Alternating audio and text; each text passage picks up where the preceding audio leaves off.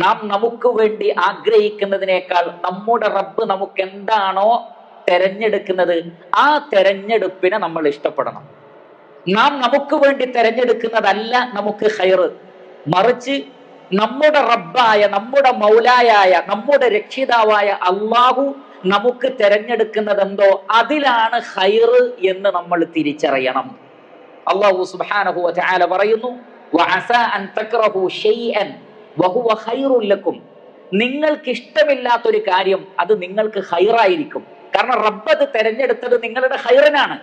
നിങ്ങൾക്കൊരു പക്ഷേ ബാഹ്യമായി കാര്യങ്ങൾ നോക്കി അതിനോട് വെറുപ്പുണ്ടാകാം. പക്ഷെ അള്ളാഹു സുബ്ഹാനഹു വ തആല പറയുന്നു, റബ്ബ് അത് നിങ്ങൾക്ക് തെരഞ്ഞെടുത്തത് നിങ്ങളുടെ ഖൈറിന് വേണ്ടിയാണ്. വഅസാ അൻ തുഹിബ്ബു ശൈഅൻ വഹുവ ശർറുൽ ലക്കും.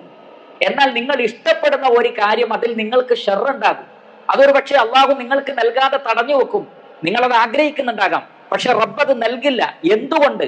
അതിൽ നിങ്ങൾക്ക് ഷർറുണ്ട്, നിങ്ങളത് അറിയാഞ്ഞിട്ടാണ്. വല്ലാഹു യഅലമു വഅൻതും ലാ തഅലമൂൻ.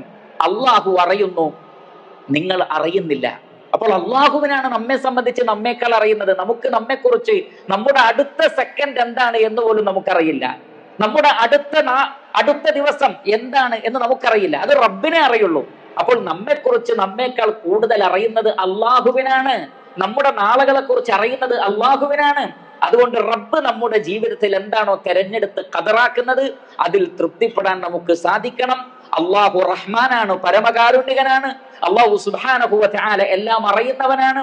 അവൻ ഹിക്മത്തോടുകൂടി കാര്യങ്ങൾ ചെയ്യുന്നവനാണ് എന്ന് തിരിച്ചറിയുമ്പോൾ അള്ളാഹുവിന്റെ ഖളായിലും ഖദറിലും ജീവിതത്തിലെ പരീക്ഷണങ്ങളിലും മുസീബത്തുകളിലും തൃപ്തിയടയാൻ നമുക്ക് സാധിക്കുന്നതാണ്.